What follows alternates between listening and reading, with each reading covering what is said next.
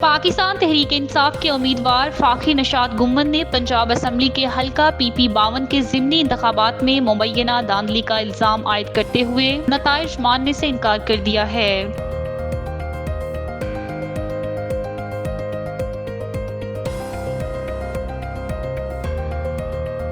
خیبر پختونخوا کے مشیر اطلاعات بیرسٹر ڈاکٹر سیف نے سمڑیال کے ضمنی انتخابات کے نتائج پر شدید رد عمل دیتے ہوئے مسلم لیگ نون پر کھلم کھلا دھاندلی کا الزام عائد کیا ہے۔ اپنے بیان میں انہوں نے کہا کہ شریف خاندان نے پرانی روش اپناتے ہوئے روایتی دھاندلی نہیں بلکہ کھلے عام دھاندلا کیا ہے۔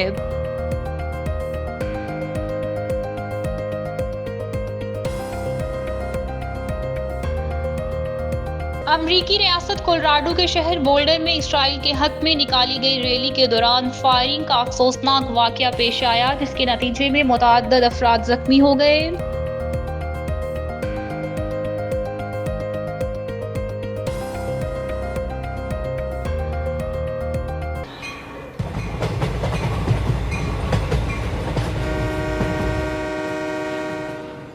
پاکستان ریلویز نے عید الاضحیٰ پر اسپیشل ٹرینوں کا شیڈول جاری کر دیا۔ عید پر 5 اسپیشل ٹرینیں چلائی جائیں گی۔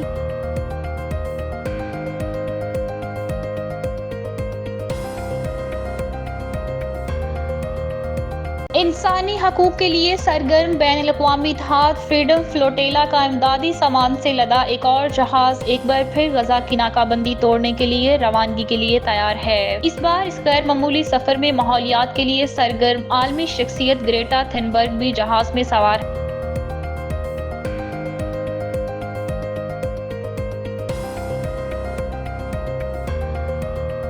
پاکستان تحریک انصاف کے امیدوار فاخر نشاط گمن نے پنجاب اسمبلی کے حلقہ PP 52 کے ضمنی انتخابات میں مبینہ دھاندلی کا الزام عائد کرتے ہوئے نتائج ماننے سے انکار کر دیا ہے۔ میڈیا سے گفتگو کرتے ہوئے فاخر نشاط نے دعویٰ کیا کہ پولنگ مکمل ہونے سے پہلے ہی فارم 45 تیار کر لیے گئے اور اس بار دھاندلی کا طریقہ کار بدل کر مرضی کے نتائج مرتب کیے گئے۔ ان کا کہنا تھا کہ ایسے نتائج کسی صورت قبول نہیں کیے جائیں گے اور ہم اپنی قیادت کے ساتھ مشاورت کے بعد آئندہ کا لاحقہ عمل طے کریں گے۔ دوسری جانب PP 52 کے تمام 185 پولنگ اسٹیشنز کے غیر حتمی اور غیر سرکاری نتائج کے مطابق مسلم لیگ نون کی امیدوار ہینا ارشد ورائچ نے 78,419 ووٹ حاصل کر کے واضح برتری کے ساتھ کامیابی حاصل کی، جبکہ PTI کے حمایت یافتہ فاخر نشاط گمن 40,037 ووٹ حاصل کر کے دوسرے نمبر پر رہے۔ یوں ہینا ارشد کو 38,382 ووٹوں کی برتری حاصل ہوئی۔ خیبر پختونخوا کے مشیر اطلاعات بیرسٹر ڈاکٹر سیف نے سمڑیال کے ضمنی انتخابات کے نتائج پر شدید رد عمل دیتے ہوئے مسلم لیگ نون پر کھلم کھلا دھاندلی کا الزام عائد کیا ہے۔ اپنے بیان میں انہوں نے کہا کہ شریف خاندان نے پرانی روش اپناتے ہوئے روایتی دھاندلی نہیں بلکہ کھلے عام دھاندلا کیا ہے۔ بیرسٹر سیف کے مطابق مسلم لیگ نون الیکشن جیتنے کے باوجود مایوسی کا شکار ہے، جبکہ تحریک انصاف شکست کے باوجود مطمئن ہے۔ انہوں نے دعویٰ کیا کہ آروز کے دفاتر کے باہر تحریک انصاف کے بانی چیئرمین کے حق میں نعرے لگ رہے ہیں۔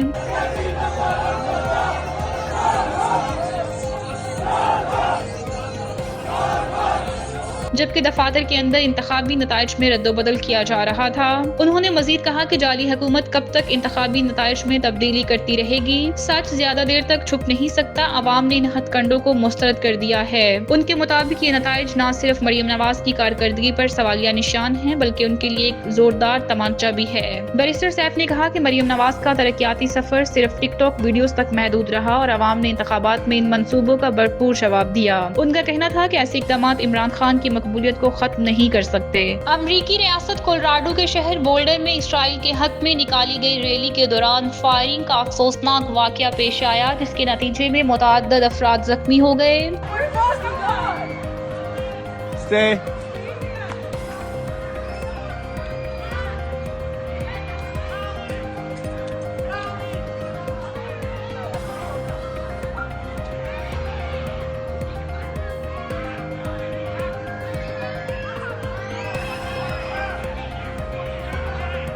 بولڈر پولیس چیف کے مطابق زخمیوں کو فوری طور پر اسپتال منتقل کر دیا گیا، جبکہ موقع پر موجود سیکیورٹی اہلکاروں نے ایک متشبہ شخص کو حراست میں لے لیا۔ ایف بی آئی نے واقعے کو ممکنہ دہشت گرد حملہ قرار دیتے ہوئے تحقیقات کا آغاز کر دیا ہے۔ حکام کا کہنا ہے کہ واقعے کی ہر پہلو سے جانچ کی جا رہی ہے تاکہ اصل محرکات سامنے لائے جا سکیں۔ کولوراڈو کے گورنر نے واقعے پر سخت رد عمل دیتے ہوئے کہا ہے کہ کسی بھی قسم کی نفرت انگیز کارروائیاں ناقابل قبول ہیں اور ریاست میں کسی کو امن و امان خراب کرنے کی اجازت نہیں دی جائے گی۔ امریکی وزیر خارجہ مارکو روبیو نے بھی فائرنگ کی شدید مذمت کرتے ہوئے متاثرین سے اظہار یکجہتی کیا اور کہا کہ امریکہ میں دہشت گردی کے لیے کوئی گنجائش نہیں ہے۔ یہ واقعہ ایک ایسے وقت میں پیش آیا جب اسرائیل کی جانب سے غزہ میں بمباری اور مظالم کا سلسلہ جاری ہے، جس میں روزانہ کی بنیاد پر درجنوں بچوں، خواتین اور عام شہریوں کو نشانہ بنایا جا رہا ہے۔ اب تک اسرائیلی حملوں میں 54,000 سے زائد فلسطینی شہید ہو چکے ہیں، جس پر دنیا بھر میں شدید رد عمل دیکھنے میں آ رہا ہے۔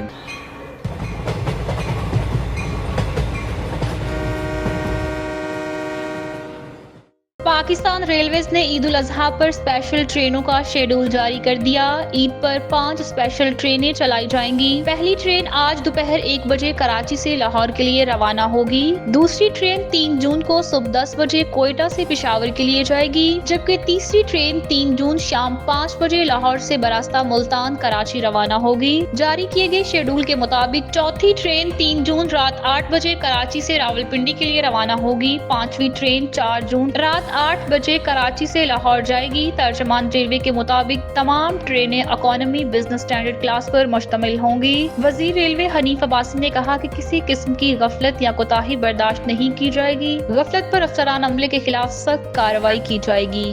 انسانی حقوق کے لیے سرگرم بین الاقوامی اتحاد فریڈم فلوٹیلا کا امدادی سامان سے لدا ایک اور جہاز ایک بار پھر غزہ کی ناکہ بندی توڑنے کے لیے روانگی کے لیے تیار ہے۔ اس بار اس غیر معمولی سفر میں ماحولیات کے لیے سرگرم عالمی شخصیت گریٹا تھنبرگ بھی جہاز میں سوار ہیں، جنہوں نے فلسطینیوں پر اسرائیلی مظالم اور عالمی برادری کی خاموشی کو شدید تنقید کا نشانہ بنایا ہے۔ یہ جہاز اطالوی بندرگاہ سیسیلین سے شام کے وقت روانہ کیا جائے گا تاکہ غزہ کے محصور عوام تک امدادی سامان پہنچایا جا سکے اور اسرائیلی ناکہ بندی کو انسانی بنیادوں پر چیلنج کیا جا سکے۔ ان کا کہنا تھا کہ یہ صرف ایک امدادی مشن نہیں بلکہ عالمی سطح پر غزہ میں جاری انسانی بحران کی طرف توجہ دلانے کی ایک مہم بھی ہے۔ اس پریس کانفرنس میں گریٹا تھنبرگ نے نمناک آنکھوں کے ساتھ کہا کہ یہ سب غزہ کے معصوم عوام کے لیے کر رہے ہیں کیونکہ یہ انسانیت کا تقاضا ہے۔ انہوں نے کہا کہ یہ سفر جتنا پرخطر ہے اتنا ہی اہم بھی ہے، لیکن اس سے زیادہ خطرناک بات یہ ہے کہ دنیا فلسطینیوں کی نسل کشی پر خاموش تماشائی بنی ہوئی ہے۔ یاد رہے کہ اس سے قبل بھی فریڈم فلوٹیلا کا ایک جہاز غزہ کے لیے روانہ ہوا تھا، جس پر اسرائیلی فورسز نے حملہ کیا تھا اور کئی عام شہری جان بحق ہو گئے تھے، جس کے بعد ترکی اور اسرائیل کے تعلقات شدید تناؤ کا شکار ہو گئے۔ اب جبکہ اسرائیل نے 2 مارچ سے غزہ کی مکمل خوراکی ناکہ بندی کر رکھی ہے، صرف گزشتہ ہفتے معمولی مقدار میں امداد کی اجازت دی گئی، لیکن اس وقت تک اسرائیلی حملوں میں 54,000 سے زائد فلسطینی شہید ہو چکے ہیں، جن میں بڑی تعداد بچوں اور خواتین کی ہے۔ فریڈم فلوٹیلا کا یہ اقدام ایک بار پھر عالمی زمین کو جھنجھوڑنے کی کوشش ہے تاکہ معصوم فلسطینیوں کی مدد کی جا سکے اور اسرائیلی مظالم کے خلاف ایک مضبوط پیغام دنیا بھر میں پہنچایا جا سکے۔